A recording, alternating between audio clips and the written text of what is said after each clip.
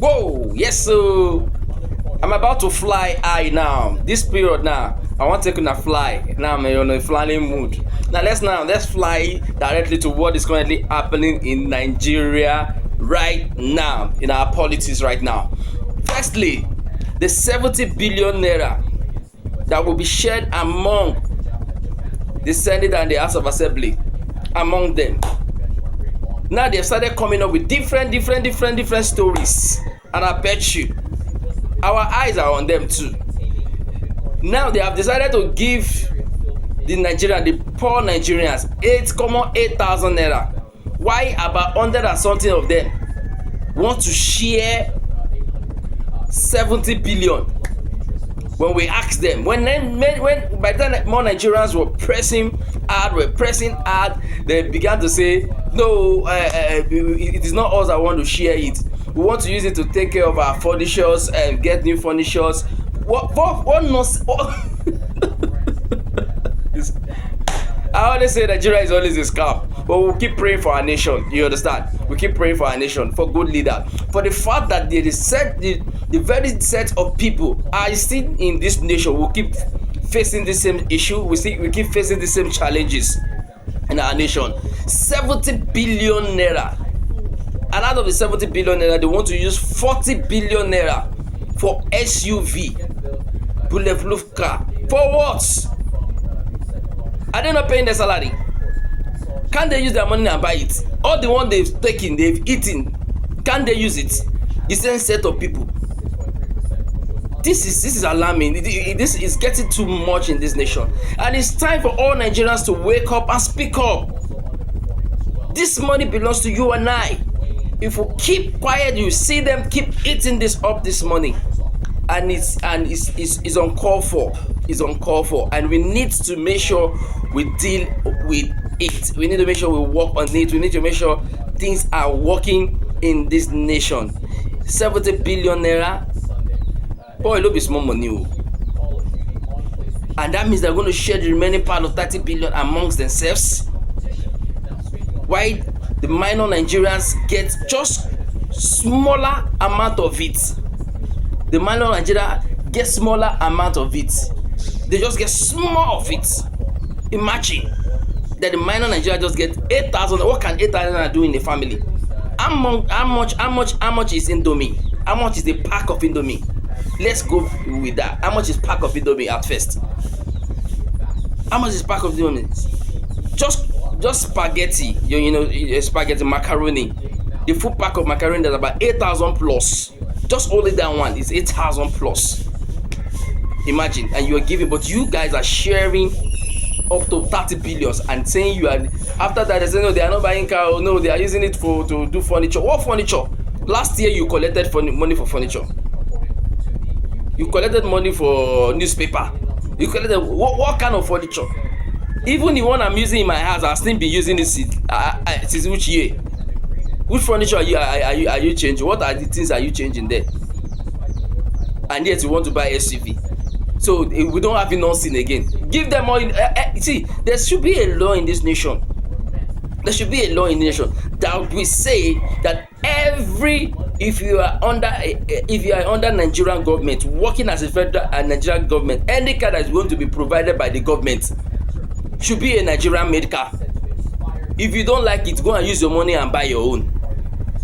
That should be that should be the place. That should be where we start promoting our infrastructures and things we produce in this nation. It has to come from because the most people who don't support what we do in our nation are our politicians. They are the ones that scramble our naira. They started spending dollars. Look at how far our exchange rate is today. You understand? So it's alarming. It's alarming. And I want to talk about where are these new parties? The Labour Party, the ADCs, and the new party who emerged in Senate, who were voted into Senate and in the House of Rep. Where are they? Has their eyes been closed? Has they forgotten the vision why the people brought them to that position? We voted for a new Nigeria. That is why we put you there. That is why we didn't vote for the APC and the PDP. That is why we want to knock them out. You don't go there. We have never seen any opposition. We have never seen you oppose any of those things, because you know you are part of the beneficiary. But it's time for you to come out strong and debunk it and tell your fellow Senate and House of Rep and said, no, we cannot continue in this kind of. In fact, you see, I'm going to be playing a video from my Rise TV. You're going to hear more analysis, so in regards to this. And I want to say, I get the news saying that there will be anarchy. I'm just going to another part of the news now. There will be anarchy if you remove me, or there will be chaos. That Tinubu said it's not possible. This time now, before they were arguing, the law does not say so. The law now I've understand. The Tinubu team now, they agreed that the law said so. They agreed now that you don't have 25% in FCT. If you don't have the 25% in FCT, you cannot be one president. Now they are turning the constitution around. I say, yeah, should be a win here. At least if I consider at least 19% I get, I'm close to 25. You should have considered it. Okay, law na law. Do you understand? No, law. And nothing go happen. They go come out, nothing go happen. Okay, you go come out, nothing go happen. Do you understand? This nation go stand bagger. Nothing go happen. You understand? So we know the shake for that one. The law will take its place for tribunal. We are not here to talk about what we are not. I'm not the judge. I'm not the one talking. But the law will take its place in tribunal. It's not. See, it cannot. 70 billion. Why don't we have things, infrastructure, things to put in place in hospitals, in the law, and you're using. In fact, see this nation. I'll be playing you some video in our Rise TV. You'll be watching some of those videos. I'll be playing those videos, and it's going to take some time. Yes, it will be a little bit lengthy, but relax. And if you are coming to my page for the first time, please kindly like and share. And if you are the Agbadorians, please share this video for your fellow Agbadorians to see it. And if you have not come to be obedient, I am not the Labour Party man, but I'm obedient man. So we are not the Labour Party. We are not campaigning for Labour Party. We're campaigning for a new Nigeria. We are campaigning for a better Nigeria. That is why we are obedient. So if you are not on the path, on the trail of obedience, please be obedient so that you will eat the good of the land. Do you understand? So we don't have any problem with the Agbadorians, but if the thing hammer you hit you, enter farm. They don't provide land food. Please kindly share this video. I would like to see your comments. What do you think about this? Share. Well, in another development, the Senate has clarified the $800 million World Bank post-petrol subsidy removal facility was not a loan, but an assistance from the multilateral institution to help vulnerable Nigerians who are currently finding it difficult due to the challenges that came with the petrol subsidy removal. The clarification from the government came just as human rights lawyer Femi Falana described as callous and insensitive the decision of members of the National Assembly to provide 110 billion naira for themselves in the 2023 Supplementary Appropriation Bill. The Red Chamber also stated that the data from the disbursement of 8,000 naira to 12 million poor families for 6 months was thoroughly scrutinized before it gave approval to President Bola Ahmed Tinubu's administration to access the facility. Well, in the meantime, a spokesperson for the Senate says no member of the National Assembly will receive any money from the 70 billion naira budgeted to support their working conditions. The Senate says the fund is for purchase of furniture and to carry out repairs in lawmakers' offices. Ayo, I'm coming to you on the story because the clarification for me is not clear. Yes. And I'd like to ask you, we have been hearing how many times I will buy furniture? Now buy furniture last year. The World Bank. This year I won't buy. Next year I will still buy furniture. I really don't understand where that is. There needs to be more clarification on this. But I think really the bone of contention also is that 70 billion naira that was allocated to lawmakers for what? Buying furniture Yes. and repairing their furniture. They're saying that the money is not going to go into their They I mean, this is deceive. I think that's even worse for me Worst. because I saw a story in Borno State that the governor Babagana Zulum had gone into General Hospital in Gwaza in his state and found that there was no electricity in that hospital. Now that provision, that breakdown, was there any palliative for these types of... I mean, this is what we need. This is a palliative that we need in the hospital. We need generators. We need all of that. Not furniture for lawmakers, for crying out loud. Ayo. Thank you very much for linking those stories together. By the way, 4 weeks ago as well, the Sokoto State Governor, Governor Aliyu, had also gone on a visit to the hospitals disguised. The same thing Governor Zulum did, and found the same state, no power, misappropriation of funds, horrible and despicable state of the hospital, and this was, he said he would look into it. We haven't heard anything yet in terms of what he's done. But let's go back to the story with regards to this the mystery of the $800 million from the World Bank. Is it a loan? Is it a facility to help? And if it's a facility to help, and by the way, this explanation was important because of the fact that they were criticized for how expeditiously they had passed passed it in the House. And they said, oh, the reason was because it was not a loan, so Nigeria wasn't going to be plunged into further debt. It was money that had been earmarked to support the removal of subsidy in Nigeria, hence why it was passed. However, they said that there's no free money even in Freetown. I would like to ask the lawmakers to give us details in terms of whether any Elections Tribunal that will rule on the interpretation of the 25%. Yes. Whatever they come out with, for or against, I don't think interpretation of the laws of the country will cause any anarchy. Absolutely not. Fanning the embers and everything. I know that statement was from the depositions of his lawyer, President Tinubu's lawyer, Wole Olanipepo, because they are having their final depositions in before they make a judgment on it. It is for him to make his case. You can say he was making his case while he was arguing, but it is the court that will rule, and whatever the court rules, there's not going to be anarchy. I've heard a lot of people argue and said, oh yes, because the court of public opinion and all of that, it reads the body and temperature of the nation. The law is the law. If it rules for or against, the law will reign supreme. It's not happened before, blah, blah, blah, blah, blah, blah, blah. Those are just conversations. Because it is still the courts that will rule. All we can call on the judiciary to do is to stand tall. Across board. Yes, opinions are divided for and against and all of that. But we need to be able to build a country where the rule of law will stand tall. Because we don't do it for ourselves. We also do it for the way other countries see us.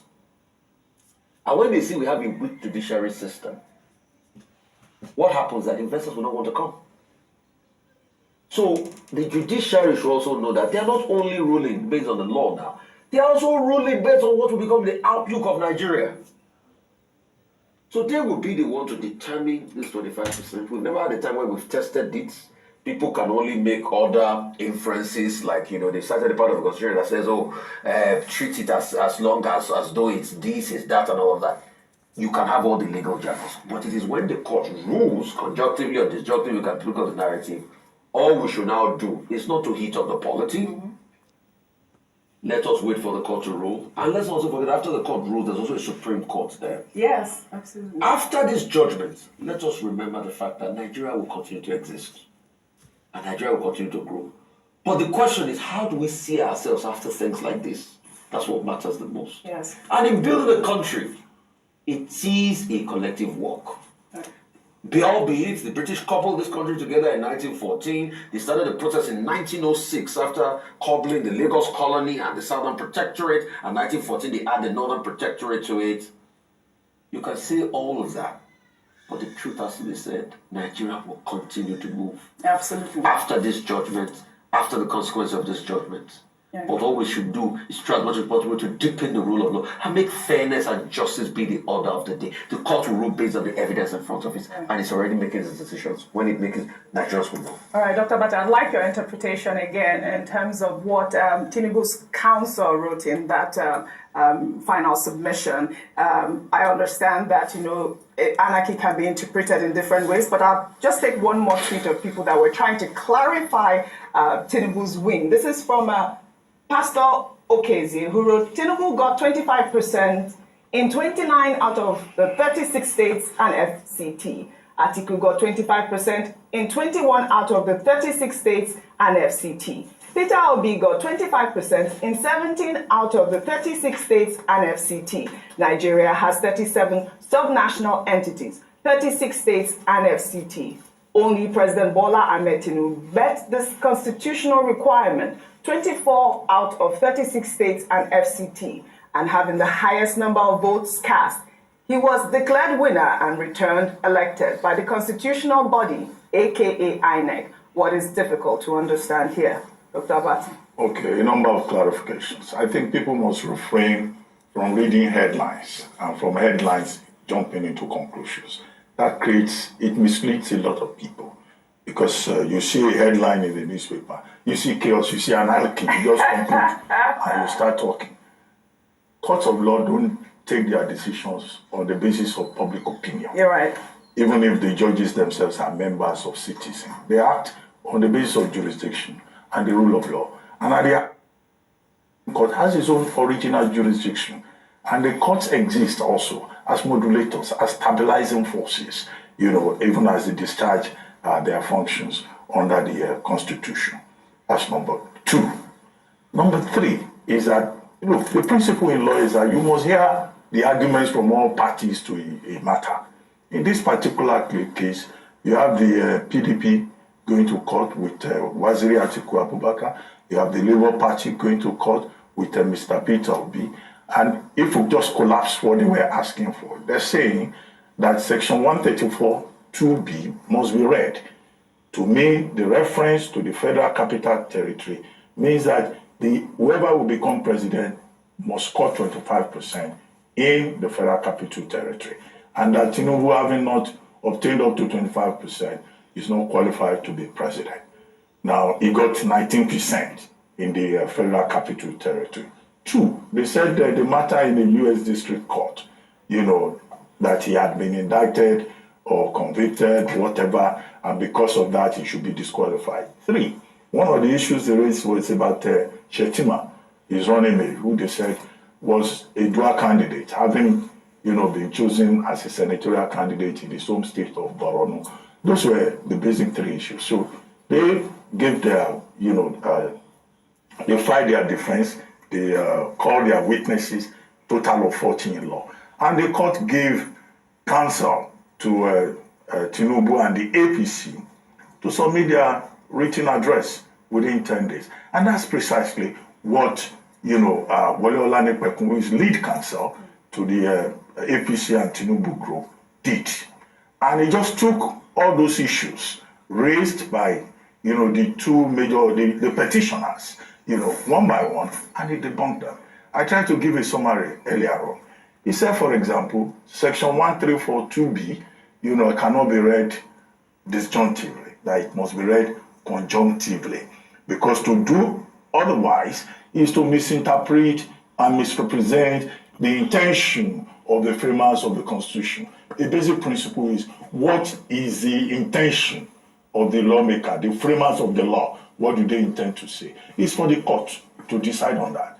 And Olanipekun provided his own defense, citing Section 31, which lists 36 states, Section 299, which recognizes the Federal Capital Territory as if it is a 37th state, and also Section 66 of the Electoral Act. And he said a community reading, that is what it is called, a community reading of all these provisions will prove the point that you cannot say because somebody lost didn't get 25% in FCT, then he cannot be president. And he provided precedents. The law, precedents, stare decisis is called. It's a major issue in law. Awolowo versus Shagari. Buhari's case, Abraham Adesanya versus, he gave all of that. Number two, he said the case of the petitioners is based on IREV and BVAS, electronic transmission. He said no, that can't stand, because in any case the law, provides for manual transmission, and that you cannot say because of electronic transmission is an issue. Number three, he says the case that they are referring to in the US, that the evidence that is provided is inadmissible because it's not, documented within our own jurisdiction, and that in any case, nowhere in that ruling is the word fine used. So he took on all of these issues, and then concluded that the application, the petitions, amount to a crass abuse of court process, and that it should be dismissed, it should be disregarded, and that in any case he is confident that the job of the court, right, is to ensure peace, not to cause chaos, not to cause anarchy, and that given precedents that he has cited and all of that, it will amount to causing chaos and anarchy. But people have taken that in a literal sense. Yeah, so he to mean basically a said, threat. right. There is not a threat. Right. So people should go to the written address and read it and understand the context, instead of just saying, oh, Tinubu wants to cause chaos, he wants to cause anarchy. So basically, that's not what is the in the job of the judiciary is not to cause anarchy, correct? That's really the bottom line. not to add more tension to the environment.